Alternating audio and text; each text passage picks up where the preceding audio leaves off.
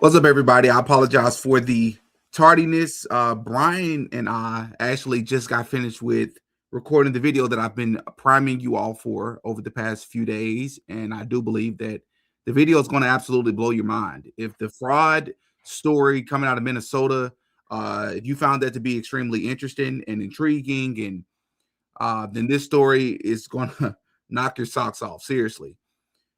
But there's another story right now, as we all are aware, that is dominating the headlines.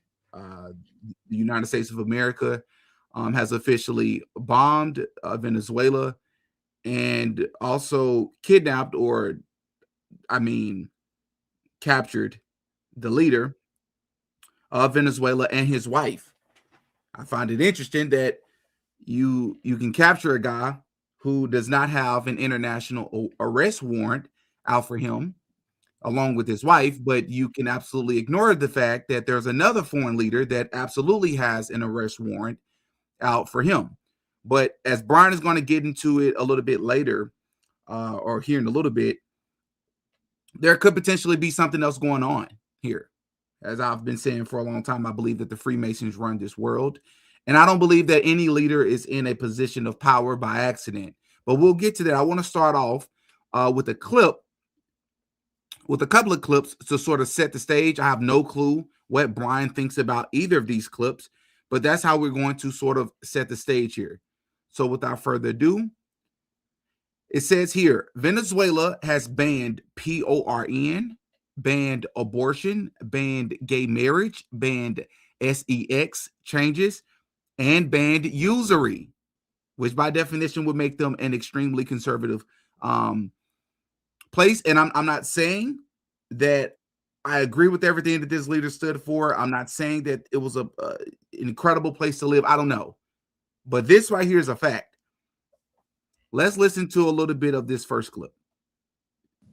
Ben Shapiro was just sitting there being interviewed by Megyn Kelly and said something. He said something like, well, Tucker Carlson's, for Maduro, the communist leader of Venezuela, who I guess were on the way to killing or something, forcing out, regime changing him.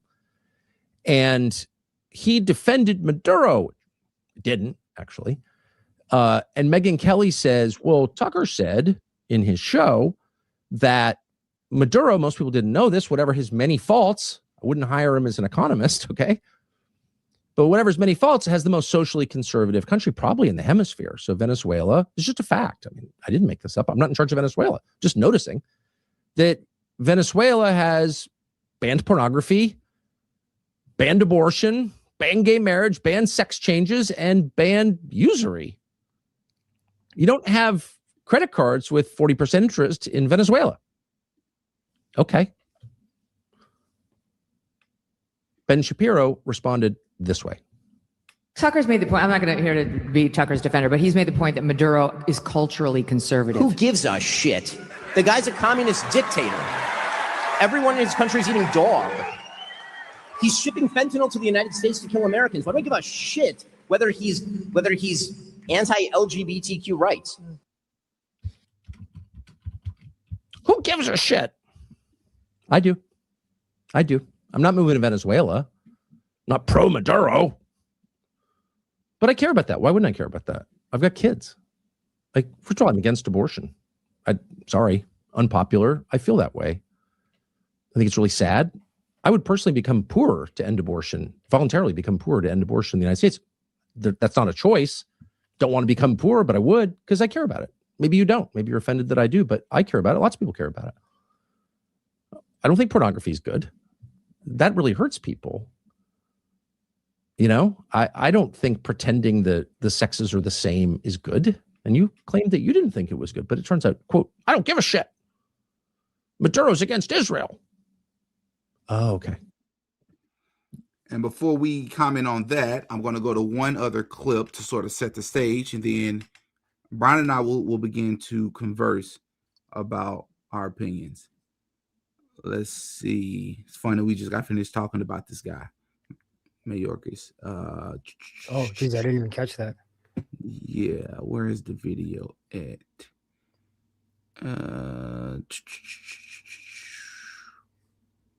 Venezuela, I think. Here we go.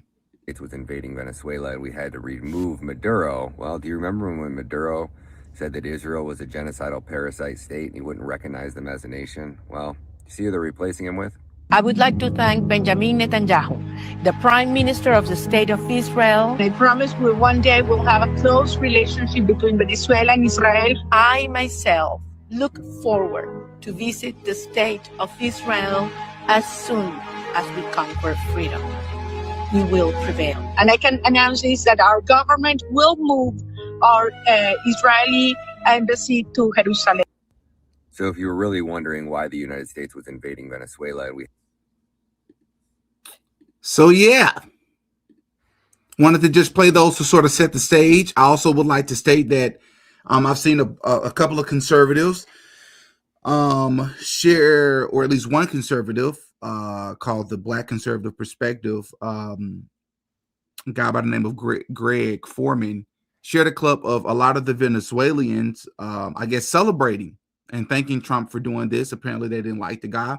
So I do want to offer an opposing side that apparently some people are allegedly happy that this happened. But then again, it's interesting that conservatives will take that angle instead of the angle of what many of them have been saying for the longest, which is that Donald Trump was anti-war. Donald Trump wasn't in favor of doing things like this. And obviously we're seeing for, I don't know what, like maybe the third or fourth time, that the opposite is true. Brian, what you got? I mean, where to begin on this one? I almost feel like we need a little more direction. There's so many angles we can go here. I mean, first of all, it's funny this is happening only because we just spoke last week on video about the anti-war thing being a psyop. Because I had said to you, Didi, there's no evidence of Trump being anti-war other than the rhetoric, other than the feelings and the emotions. When you look into the war stocks like I did, it told me a completely different story. The war stocks were soaring. And by wars, I call them war stocks. Technically, they're called defense contractors. So corporations that make weapons, Raytheon, Lockheed Martin, Northrop Grumman, Boeing, and the list goes on. They're all through the roof. Trump is friends with all of them. Trump brags about all this stuff with them. So would an anti-war president be? It just makes no sense. You'd be one or the other. The stocks would be going down maybe if there was an anti-war guy, or they wouldn't like Trump. They'd be talking out against him, but that's not what you saw. So that told me I don't think this guy's anti-war. When you're in bed with guys like Netanyahu is as pro-war as maybe any leader in the world. So that also would make me wonder, is this really someone who's anti-war?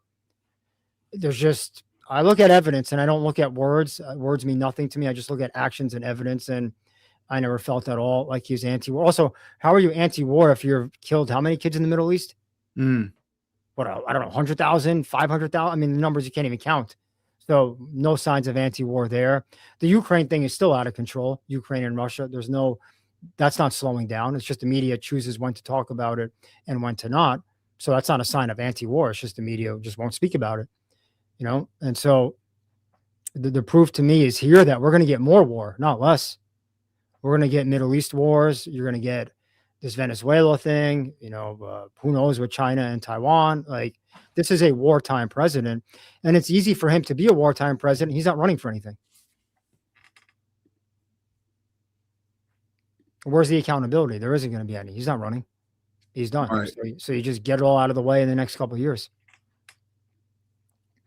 If it's okay with you, though, I have a really interesting, maybe you or your audience can answer this to me on the Venezuela thing, because I identified something last night that I don't see anyone talking about. So I would like to raise it here if we can. Okay. In the middle of the night, Trump does this. How are all the influencers awake at the same time tweeting about this? And so what I suspect happened, and I want to be clear, I'm suspecting because how else can I say this? This was known. This was coordinated because what they didn't want is for the peasants to wake up in the morning and formulate their own opinion.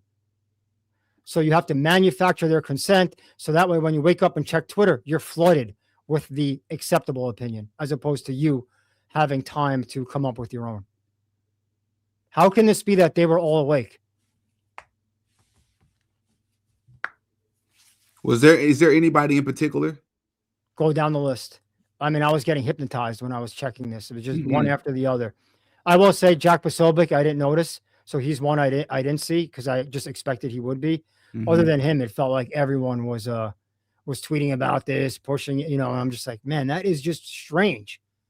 And I get time zones. Maybe for some it was 1 8, but not everyone. There's Right. East Coast people. Don't tell me it's just time zone. Not everyone's in California. Furthermore, wouldn't something like this happens? You can't wait till the morning to give your stupid opinion. It's got to be in the middle of the night when you're half asleep. You can't even see the bathroom as you're crawling out of bed, and somehow you got to get my war opinion out. Really? Wouldn't you want a more measured take on something this big of a deal? Nope, Seems 2:30 in the like you're trying to morning. get ahead of Got to and get it control the out. narrative. My thought was they cannot risk the peasants waking up in the morning and having their own opinion. It needs to be handed to them because they know most people are anti-war, anti-intervention, anti-regime change. And we can't give you time to formulate that. So by early morning, if there's already these narratives, different narratives and opinions out that sort of make this all make sense, then a lot of people will be like, oh, okay, well, I was upset about it, but I guess now that you put it that way, now that you raised this point, I understand now. I think so. I think most people wait for their favorite influencer to help them understand these complex issues.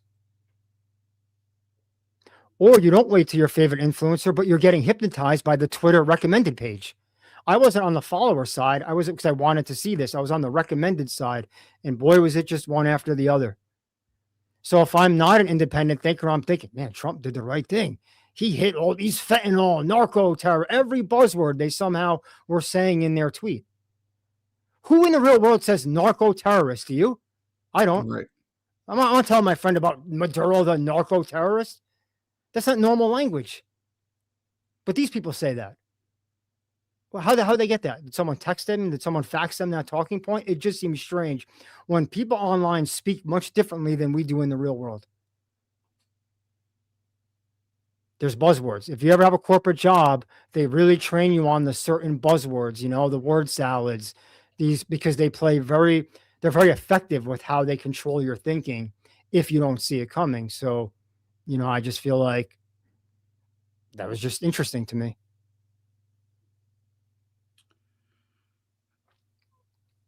What I'm curious about, President Trump has now said that, for those of you that don't know, haven't heard yet, the U.S. will run, quote unquote, run Venezuela until further notice, or the exact language is, let's see, make sure I get this right.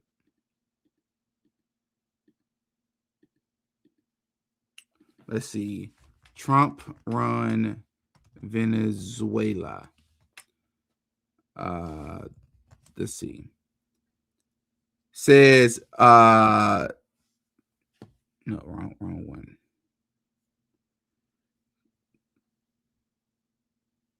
Where is it at? Trump says U.S. will run Venezuela. Tweet. Yes, says we'll be running Venezuela amid Maduro's capture until safe transition can be carried out. That is what our president has said. I'm curious how this is going to go, right? Because some people have already, a lot of people will overreact to things, and I don't know if it's an overreaction or if it's fair reaction, but some people believe that this could inch us a little bit closer to a nuclear war. And in all transparency, I don't know how that works on the global stage. I just know that the man didn't have an international arrest warrant out for himself. And another YouTuber that I follow, who is very well versed in politics, I want to read just a couple of things that they shared about allegedly what took place or what was taking place. It says, Yesterday, President Maduro in Venezuela met with President Xi Jinping's Chinese delegation for Latin American and Caribbean affairs. The meeting served to quote unquote consolidate the new multipolar world order in pursuit of sovereign development in the global south. It's a mouthful. It emphasized the quote unquote unwavering relationship between is it Caracas? I think it's Caracas. Yeah. Caracas and Beijing, particularly in the face of unilateral coercive measures. That coercive measure was carried out just hours later as the Trump administration, quote unquote, removed Maduro from power this morning. Make no mistake, this was done for two reasons. One, consolidation and control of Venezuela's trillions worth of crude oil under the soil. And number two, the growing threat of BRICS to the petrodollar, and with it, U.S. First and foremost, I am convinced that I don't believe that, and I know this is going to be a pretty big statement to make here on the spot. For some reason, I've been feeling this way for a while. I don't believe that Donald Trump is going to serve his entire 4 years. The way things are panning out, it's making me believe that, similar to what you and I was just discussing in our video, Brian, how everybody has a role to play. And I just feel like they're already priming us for Vance. Trump is up in age. I believe Trump is doing things, and I think they're serving multiple purposes. And I think JD Vance is probably going to be the person that's quote unquote going to save us or fix the things that Donald Trump is doing. I feel like early on, that's sort of the direction that we're headed. And when I read this, it doesn't make me feel any different, you know? I can pose a scenario to you. So I think to get into a war with Iran is going to be tough, meaning to get the public to go for it. And I think now in the year 2026, it's a lot harder to pull off a 9/11 style event. Just think of the cameras, the internet, you know what I mean? Meaning if, let's say, they try it and something fishy happens, you get what I mean? Like, it's harder to do that. What if they take out Trump and they blame Iran? Now it's very hard for someone like you and I to be anti-war. Think of the names we'd be called if we said, I'm not down for this war. They would have you in a really tough position. If your president gets whacked, they tell you Iran did it, and now you're against war. That's not going to be a good look for the anti-war folks. They will be beating that war drum hardcore if an event like that happens. Let me pose another scenario to you. The financial markets are near the end. Anyone who understands what's going on in these markets, you can see it's near the end. Whether it's a year away, 6 months away, it's near the end. Why not do a cyber attack? Iran did it.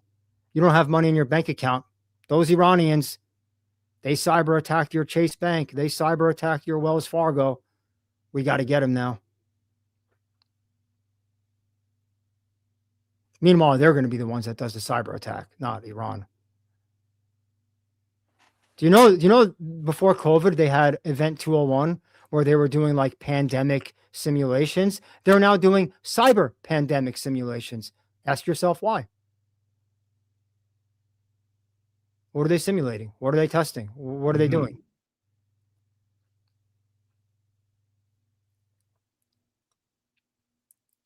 Yeah. Let me find this clip. Here he is. I've been alluding a little bit to the Great Reset. Yep. Klaus Schwab. And I want to play a clip of this guy speaking about this.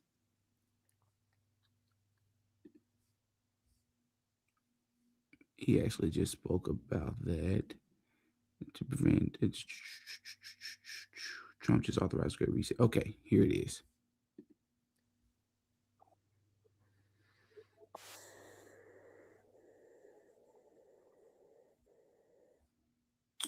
So I want to play this clip for everybody to see. Curious what you all are going to take from this.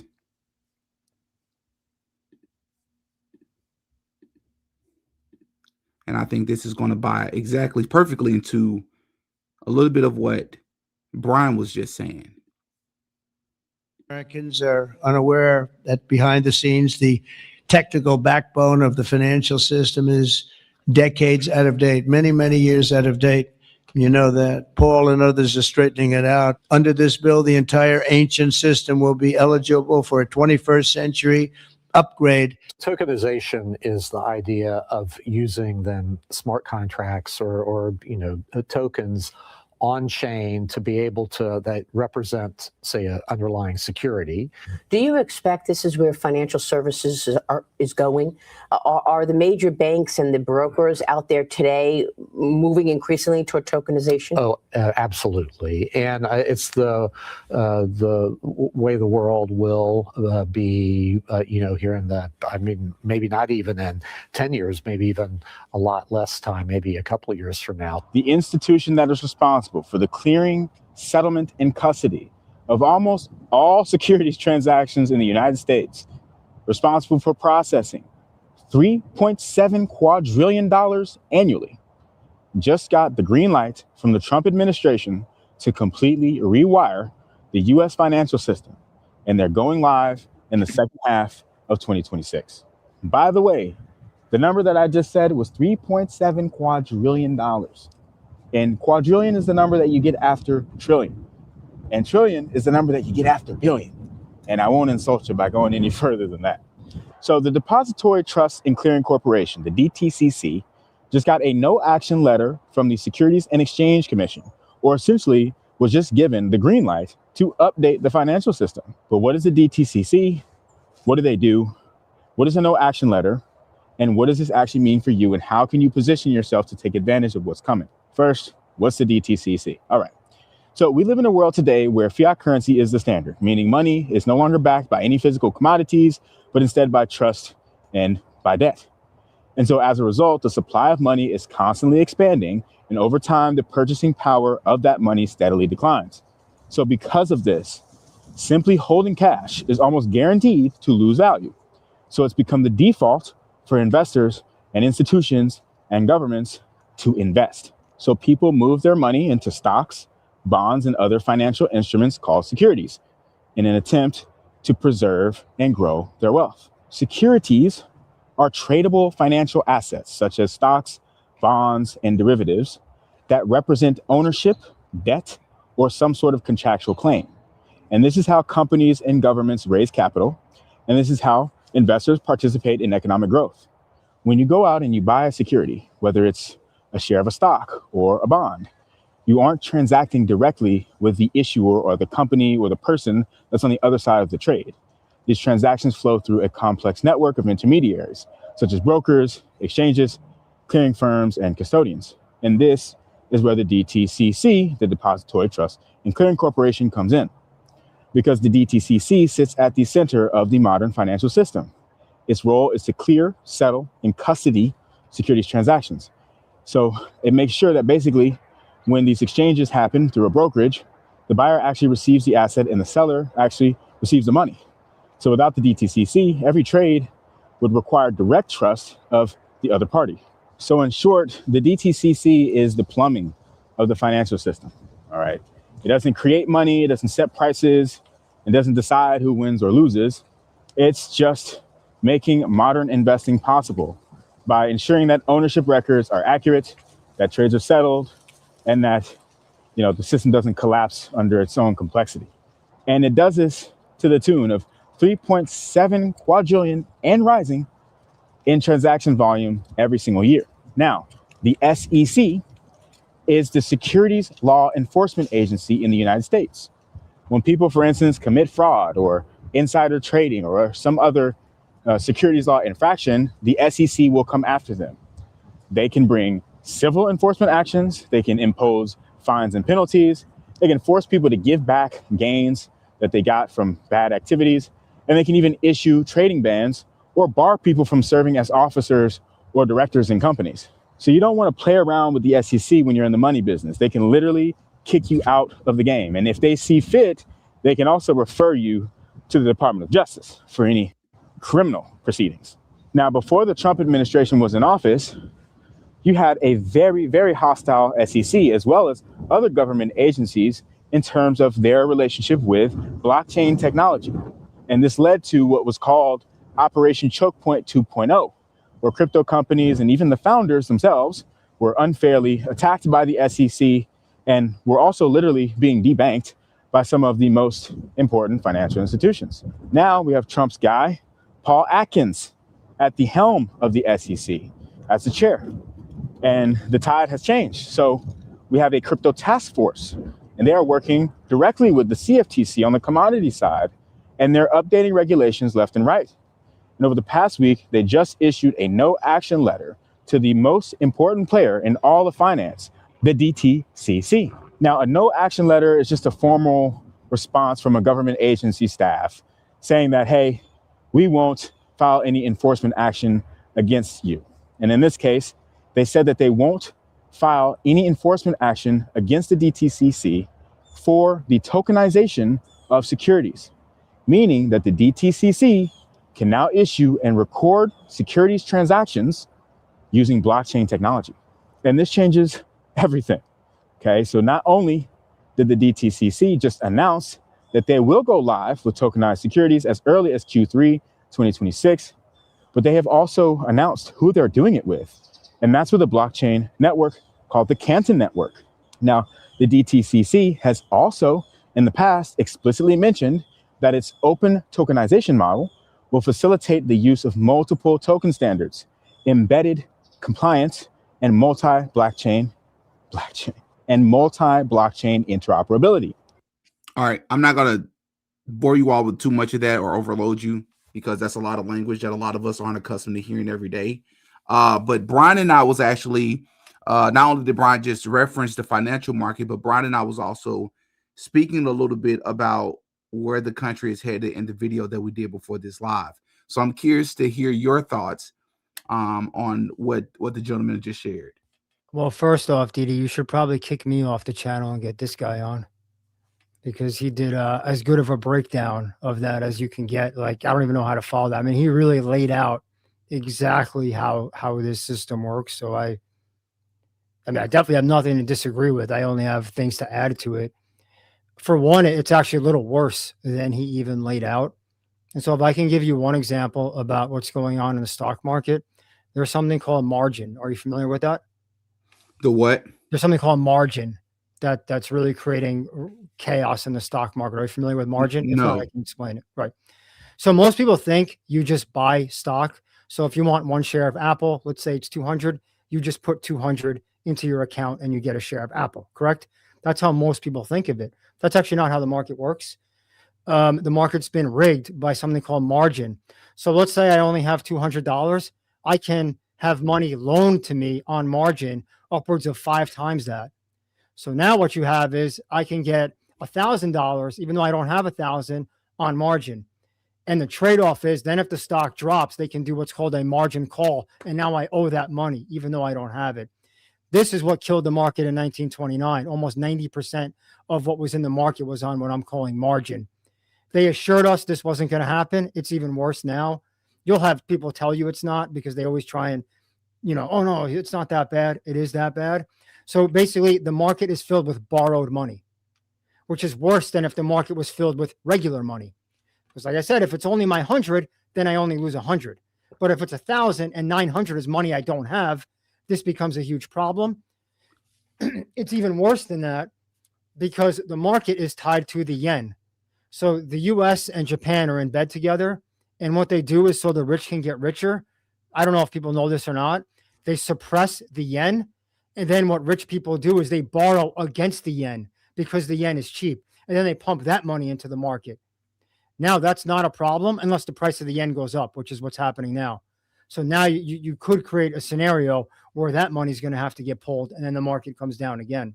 Because you get what I mean? If the price of the yen goes up, the price of the dollar goes down, it's like a seesaw. And now that money is going to get called. I said earlier, something called a margin call, where if you're down too much money, you get that call and says you owe it now. And if you don't have it, they take your car, they take your house. That's the collateral. Whatever assets you own becomes your collateral, and you can lose that. So the market is propped up on fake money.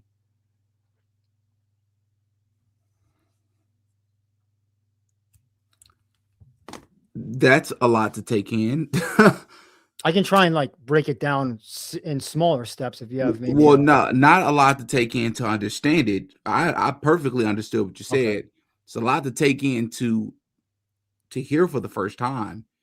And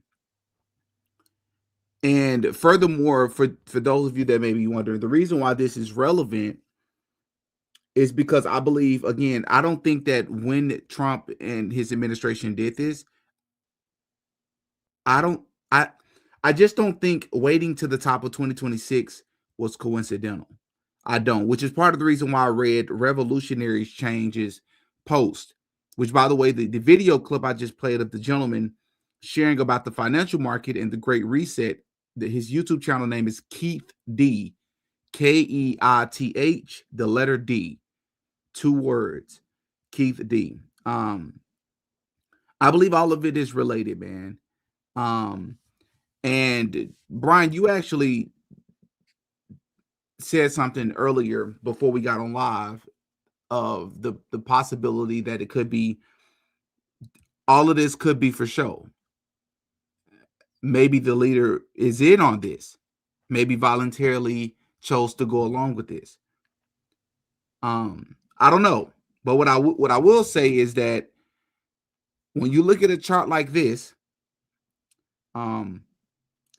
yeah, you just make it hard. They make it hard to not look and notice what's happening. Yeah. You had said something earlier that came to mind. I forgot how you came up on it, but you were mentioning about like people overreacting to war. I think because, sometimes that narrative's out there, like, or overreacting to an event like this, meaning maybe this doesn't turn into a war. Well, let's look at it this way. Is it better to overreact to war or underreact? Right. You know why you overreact? To stop it. That's why. You don't look like a fool if nothing happens. Like, hey, he was sounding the alarm and nothing happened. You should get credit for that. Like, yeah, we gave Trump a hard time. We screamed and yelled, and now it didn't happen. That should be considered a good thing. Why is it that people who are anti-war are all of a sudden weird, and you're a weird liberal, and you're a pink-haired lunatic? Right. Because I'm against war? Every person in the world should be against war. I don't care what country you live in. I don't care. This is an absurd thing that war has become acceptable. How come all movies glorify war? How come so much music used to glorify war? Gee, I wonder why. To get it to see. How come in the education system they glorify war? Do you know how they taught us World War II? Like I was watching a scoreboard of a sports game. Oh, the U.S. dropped 2 nukes and killed 150,000 Japanese, and we won. And I'm like, what do you mean we won? How did I win from that? And the teacher didn't know what to say. And that all started to show me like, wow, this is how this works. You start us very young with this like patriotic glorification of these wars. And then when you become an adult, you don't think to question it. You don't think to push back. You fall in line as it's just how it is. And if I have an 18-year-old son, he goes and fights too. Right. Like, so for example, someone just commented and I actually put it on the screen. They said, let's be clear, this is not a war. And this is similar to what they said when we bombed the nuclear sites, or allegedly the nuclear sites in Iran. I believe it was last year. I get it. I understand it. Simply bombing somewhere, you all don't necessarily see that as war. But I see that as declaration of war because, again, to Brian's point, how is it that we've reached a point in time where, again, I want to keep repeating this. I'm not defending the guy and saying that I'm pro him or none of that. What I'm saying is, think about what we're doing. Trump has a guy right next to him. For those of you that don't know, Bibi Netanyahu, I think, has visited the White House, I think 5 or 6 times now. This term already. And his most recent time just happened, and then this happened right afterwards. The man literally has an international arrest warrant out for him. That's a fact. Then we have a guy who does not. and has seemingly went against many things that America agrees with. Yet we bomb Venezuela. I understand that because I was about to make the point that we didn't even get approval from Congress, but I understand that we don't necessarily need approval. Many presidents, in fairness to Trump, have done similar things without approval of Congress. I get it. But the fact that we've normalized these things does not help. And then you arrest him. The question that comes to mind for me is this. Why is it that America seems to me, we almost behave as if we are the arbiter or we're responsible for going to other people's homeland and dictating how things should or should not be?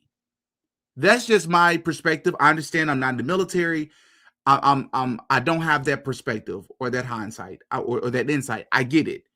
But from a civilian perspective, which by the way is most of the country has not been in the military. Most of the country will never be in the military. So what we think is kind of important. And from many of our perspective, it just appears that we're bullies. It appears that we initiate these things and we have good reason to believe that the government lies to us. So the reason why they're doing it, they're probably never honest about that. And then I think what should be the most insulting to many of you all that voted for Trump is that he ran on doing the opposite of the things that he's doing. Now, to those of you that may respond and say, well, that's until, Trump can't predict what may happen, what may occur, right?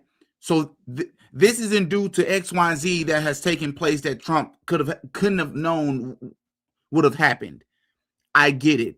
But the way in which Trump conducted himself, it just seemed to me that he almost presented himself as the type of president that would entertain other measures, all measures, before doing something like this. Bombing and just taking the leader and their wife, man, how is that not declaration of war? Somebody explain that to me. And I don't mean that rhetorically. I genuinely mean if it's not that, I would like for that to be explained to me. Yeah, and there's a lot I could say on that. First of all, what comes to mind is how is every politician not screaming like their pants are on fire to stop this? Bingo. To me, that'd be the first thing I'd be doing as a politician, and I wouldn't care if I'm Republican or Democrat, because in a real system, which obviously we don't have, that would go out the window when we're on the brink of war. Like I said earlier, is it better to oversell war or under? Is it better to freak out or not freak out? Of course, it's better to freak out. That's how you stop it. Mm-hmm. So if that's what they're here to do, and same with the influencers, how I said last night, why wasn't every influencer on Twitter screaming about how this shouldn't happen? We need to stop it. We need to be talking about peace. I don't care what Maduro doesn't do. We don't live in Venezuela. I could care less what he does to his people. If that makes me an a-hole, so be it. I care about my community, where I live, my family, etc. Venezuela's out of my mind. I didn't go to sleep last night thinking about Venezuela. It's a ridiculous concept that I'm always having to be worried about these other countries. Furthermore, how do I know I'm not being lied to? Oh, gee, they would never think to do that, right? Just lie about Maduro, lie about what's going on there. Wouldn't they want to do that to, again, manufacture the public's consent? And they have a precedent of doing this. Didi, I'd recommend you and your audience to read a book I read a long time ago. It's called Confessions of an Economic Hitman. I believe the author's name was John Perkins. I may be wrong. I read it a long time ago. He really crystallizes this whole thing because he was the economic hitman. He was the guy working for the government that was sent out to all these countries to run these operations. And as always in the world, what you see is not what you get. So the idea that, well, Maduro's a bad guy and he's a narco terror, that's lingo, that's language, that's to get you to accept this. That is not what's really happening. Okay, I'm generally speaking. In this case, maybe this is the exception to the rule, but typically that is not what's happening. And this book, I felt like, did a good job explaining how this all works, how there's these economic hitmans that will go into, there you go, John Perkins, I was right, good memory, that will go into these countries and start to overthrow them. I think he even talks about how they would take them out on helicopters, and then the helicopter crashes. And then the media presents it as, oh man, poor guy. Media, but it wasn't. They put a detonator thing in the helicopter. Now that leader is out. Then a new installed leader comes in, a U.S. Democratic puppet. Also, now that I'm talking about this, what happened in Ukraine? Viktor Yanukovych was democratically elected in, I think, 2012 or 2013. That country in the Middle East didn't like him. He gets overthrown and you get Zelensky, a U.S. controlled puppet. Why would I think Venezuela's any different?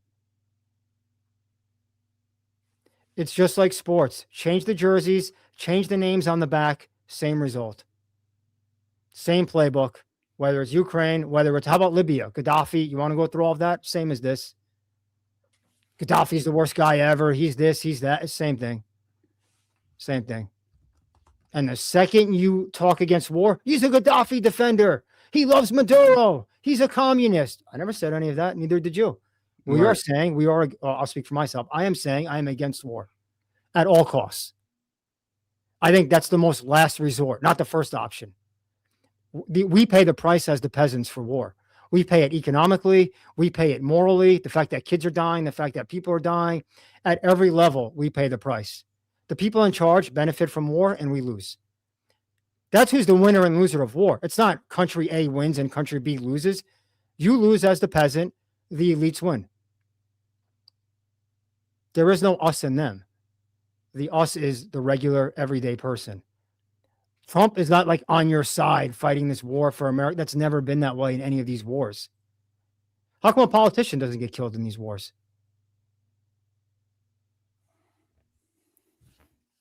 Yeah. Yeah. Something else that I thought about? I believe that Venezuela, I don't believe that they have a Rothschild controlled central bank either. Want to hear something funny? This morning that came to my mind. So I asked Grok, anyone can do this because I did it. Grok said that was an anti-Semitic conspiracy theory. And I never mentioned anything Jewish. I never mentioned the country in the Middle East. I didn't even have an anti-Semitic tone. I simply asked it if it can provide evidence of what you just said, because I was always under that impression too. And I just, I was just curious how these AI modules would react to that. And it said that's like some kind of known anti-Semitic conspiracy theory, and the Rothschilds have nothing to do with this, and blah, blah, blah. Maybe you have to prompt it differently to not react that way. But I do think you're onto something, because that's how you can figure out who's on what team, is by who's running the banks.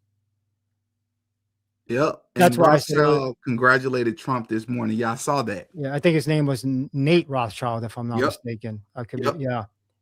Oh, yeah, I think Jeb Bush now is behind Trump, keeps tweeting about how great this is. So, I mean, come on, guys. Like, we're seeing it's one team versus us. It is not USA versus this guy. It is Team Evil versus Team Us. You're not a good guy when you're dropping bombs and going to war and declare it. You're just not. There's ways out of this. There always, by the way, on a high school playground, isn't there a way out of a fight? All right. You have to get in a fight. Can you maybe reason with the kid? Can you maybe, and then if all else fails, I get it. You get in a fight, right? But why is first resort start punching the kid?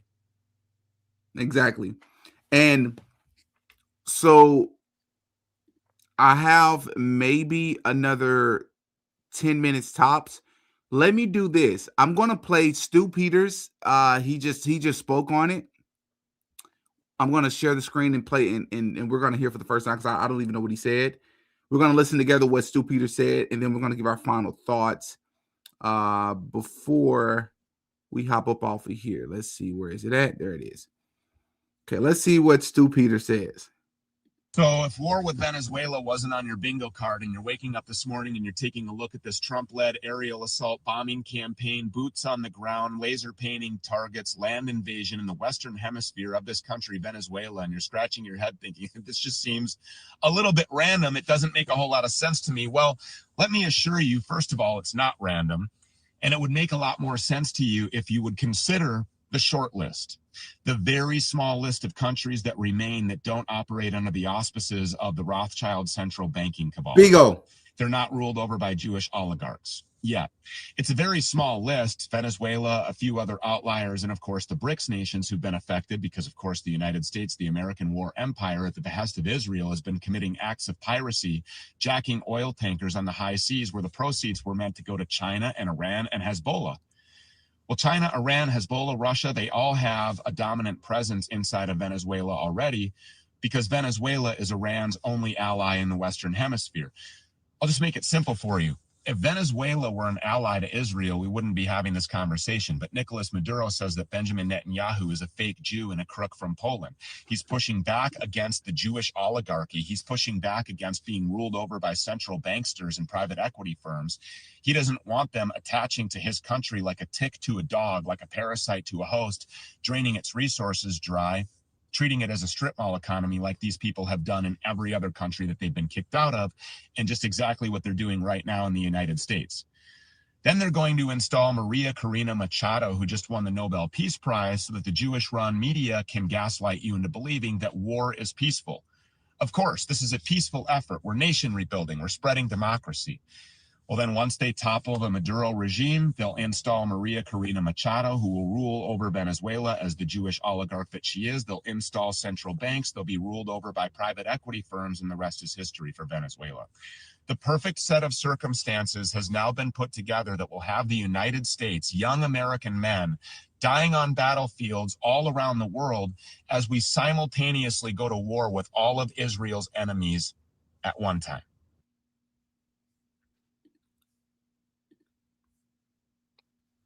I didn't say it. Stu Peters said it. A lot to digest there, yeah. So with Venezuela, the natural resources, they might be the most abundant of any country in the world. It's not just oil. Because I always see people talk about, oh, they're just going after the oil. Look up what Venezuela has. It's much deeper than just oil. Minerals, like a lot of the things China has, right? Things that are used for these phones, resources that are used for these chips. We ever hear of semiconductors? Those are these little chips that go into basically every device. They're in Taiwan, but they're also in Venezuela. So there's a lot, of course, it's what he said about the dollar, right? The dollar is a huge problem. If Venezuela starts de-dollarizing, which means selling off dollars because they're not on that central banking system, that's a problem. But it's also the natural resources. I mean, why is it that U.S. never bombs a country that exports broccoli? Why doesn't U.S. bomb a country that's their leading natural resources, asparagus? It's strange that it's, they're going like China. Why do they have such a problem with? Who has number 2 in minerals? Russia. How much natural resources does Russia have? Oh, gee, it's weird. All these top countries in natural resources are getting the end of it. So I think it's a lot of things. It's not just like one thing. It's not like, well, it's only because of the dollar. It's like you put all these things together and it becomes just clear to me as to why these countries have to get it. So, yeah. Yeah, man. I shouldn't say stay tuned. That's probably not the appropriate language, but stay on post and we'll keep our eyes close to this because I do not believe it's going to stop here.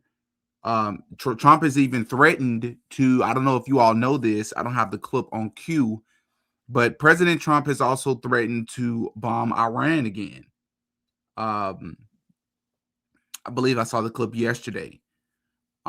If they don't comply with something, I don't think it's a nuclear program that this time, but it's one of their missile programs or something. It was that, and they're claiming that Iran's being tough on the protesters. So there was this big protest in Iran, I believe it was yesterday or the day before, and that's what really set Trump off, like leave the protesters alone type thing. Again, we don't live there. Who cares what happens to and I don't mean who cares in the sense like I don't care about them. Right. How is that my problem? Like where I should be involved. That's called a civil conflict. You let civil conflicts go whatever way they go. You don't start getting involved. Have we heard exactly what the problem is with Venezuela? Because I heard it was fentanyl. Why we have to bomb and destroy them. That's what I heard. I heard it was fentanyl. And that's exactly what we just heard Ben Shapiro push. And per usual, he always seems so passionate. But what I've learned with people like Ben Shapiro is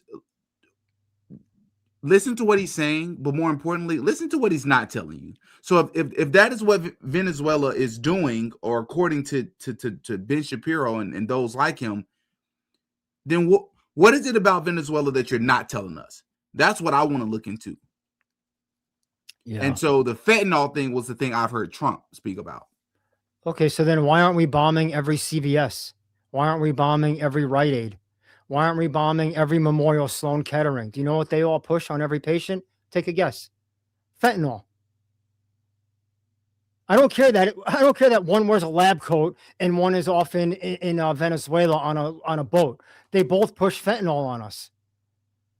Strange that the Venezuelans are the problem with fentanyl, but not all these corporations. How'd the fentanyl get to CVS? How'd the fentanyl get to Memorials? Are you kidding me? This is such an absurd thing of like picking and choosing. What happened in due process? What if the guy that they said is selling the fentanyl didn't? Well, now you just killed him because you bombed his rowboat, and then that's the end of it. Doesn't he get to go to court? Doesn't he get a trial? Nah, they are the judge, the jury, and the executioner. All in one. There's nothing else to see here. Move on. Yeah, I'm not about that. By the way, another book, if you don't mind me recommending, Gary Webb wrote the Dark Alliance book. This is the book. I think I've heard of that one. Okay, I'll be 2 seconds because I know we got to go. This is the book that outlines how they flooded all the like major urban cities, LA, Detroit, with crack cocaine. The CIA through Nicaragua, through I think another country was involved. So wait, now we're supposed to think it's the Venezuelans? I mean, the guy wrote a 400-page book outlining this. And by the way, you know who wrote the foreword? This kid, Maxine Waters. Maxine Waters, that everyone hates, and she's the worst Democrat. She wrote the foreword talking about how insane this was, what he exposed. And she was the senator, wrote the foreword. Look it up. Like, come on, man. There was no disputing this guy's book. What, that just never happened again? This was in a vacuum? It was only for the urban communities in the 80s, and they never thought we can keep doing this? If they did it with crack cocaine, why wouldn't they do it with fentanyl? Who are you to be going after Venezuela or anyone else? When, if you really wanted to stop fentanyl, I'm pretty sure you could stop it. How hard could it be? You and I could come together and figure out how to stop this. Right. Which tells us that it's something. It doesn't take dropping nukes. Yeah. Yeah, man. So that's what's going on here. We'll keep our eyes on it. I probably will go live tomorrow, everybody. Tomorrow evening as things develop. As the story continues to develop, I'll continue to do some more research on it. Once again, that Great Reset Trump video is in the works. For my Patreon members, link is in the description to my Patreon. Link is in the description to the merch store. And I also want to say that earlier tomorrow, before I go live, I will be dropping a video with yours truly here, Brian, the auditor, to discuss another fraud story that I think a lot of people hadn't considered, or maybe you have, but of course, Brian is going to back it up with his research. So stay in tune for that. Make sure your notification bells are hit. I appreciate you all for tuning in.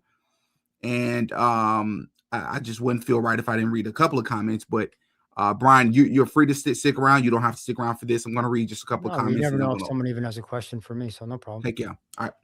Let's see here. Thank you for this, but please don't torture us again with delusional Zionists. I'm sure a few of my brain cells died when listening to this guy.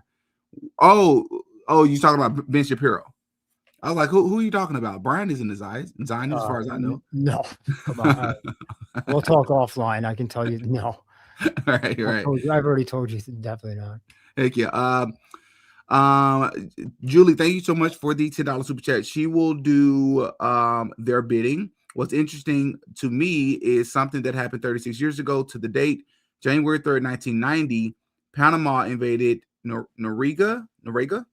I think he was the leader, she's saying. So Panama was invaded. Noriega was captured. Noriega was, and she'll correct me if I'm wrong, but I think that's, and by the way, this is in the Economic Command book on Panama. So really, the book I just recommended, it's all connected. I'm telling you, this stuff's all connected.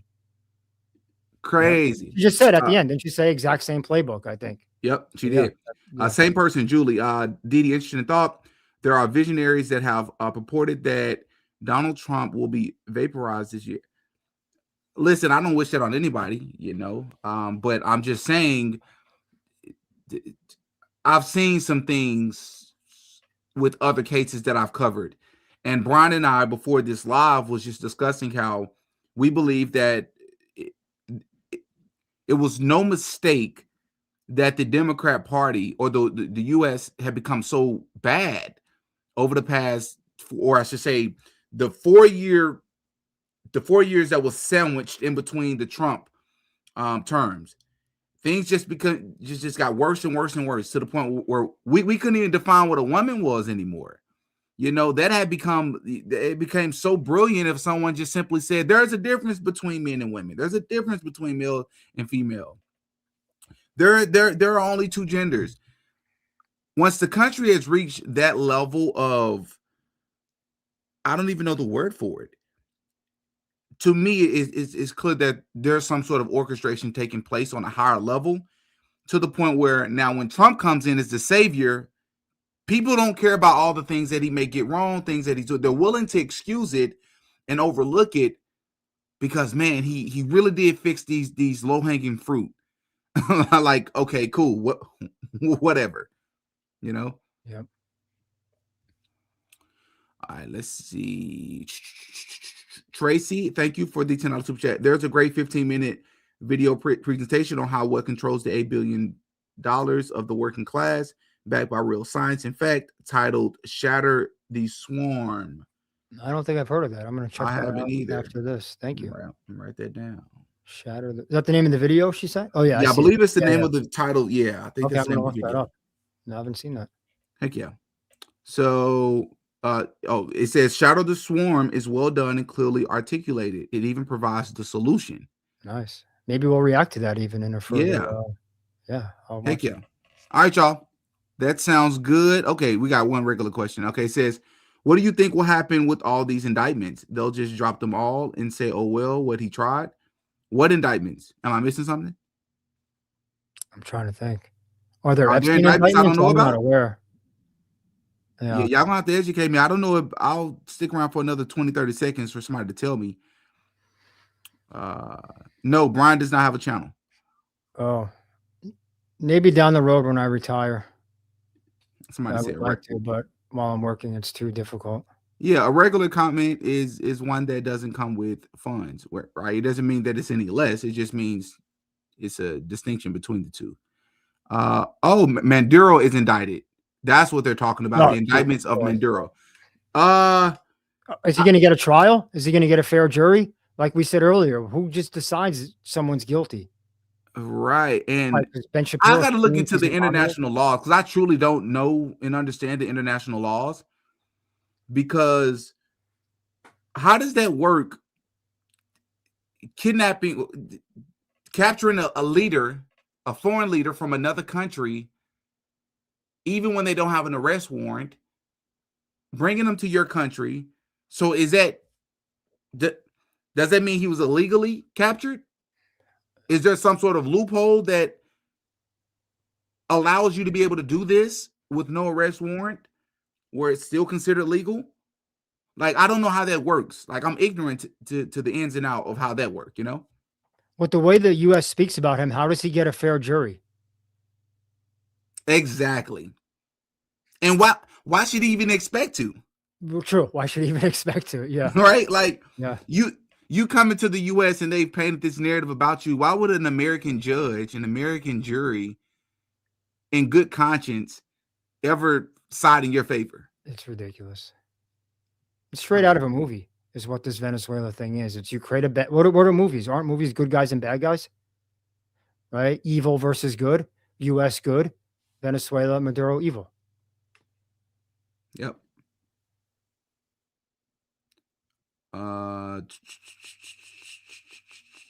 All right. So, Julie, thank you so much for the $50 super chat. Thank you, Didi, for providing logic.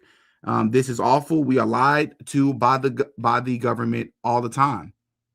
Wait until Julie sees the next video, I would say.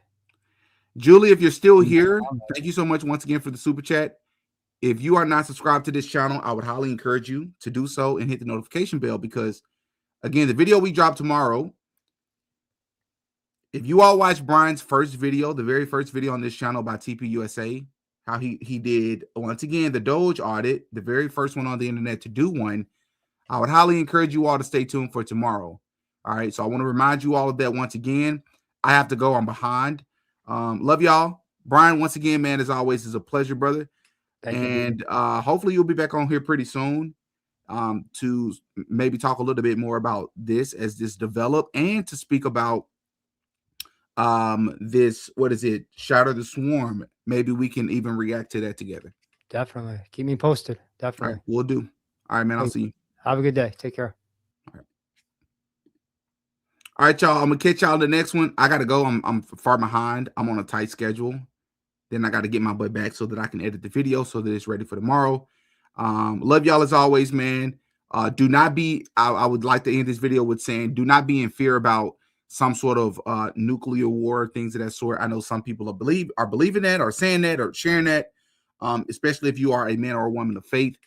We operate in not blind faith, but strong faith in Jesus Christ, you know. So I do want to share that before I hop off of here. I will keep you all updated as things as news continue to come out. I just want to hop on this early on and sort of maybe do a, what is it called, a 30,000 foot perspective later on. I'll catch y'all in the next. Oh yeah, Didi got a podcast. Attitudes and our work ethic become very important in realizing our goals and opening up possibilities. I had lunch a couple of weeks ago with a recent graduate of UCA. And his story is really fascinating. It's one of overcoming homelessness during his time pursuing his degree, first at a community college here in Arkansas, and then finishing his bachelor's degree here at UCA. His narrative ranges from estrangement from family for many years to a hopeful reunion with mother and siblings.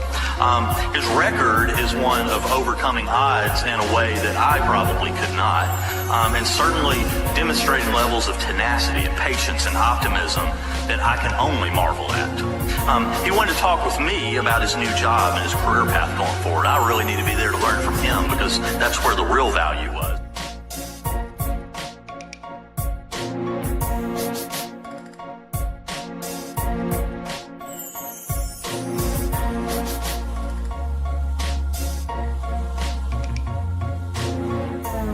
Everything I say in this video is alleged. Allegedly.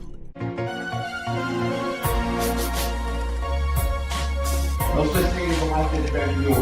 Y'all can just repeat after me. I really appreciate it. Alright. No such thing. Come on, we can do better than that. Talk to me. Talk to me. Alright, let's start it over. No such thing as a life that's better than yours.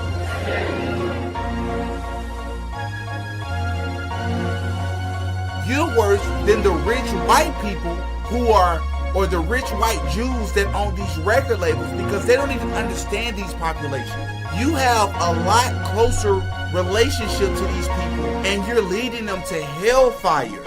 You are leading them in the wrong direction in the name of getting rich and famous. How dare you?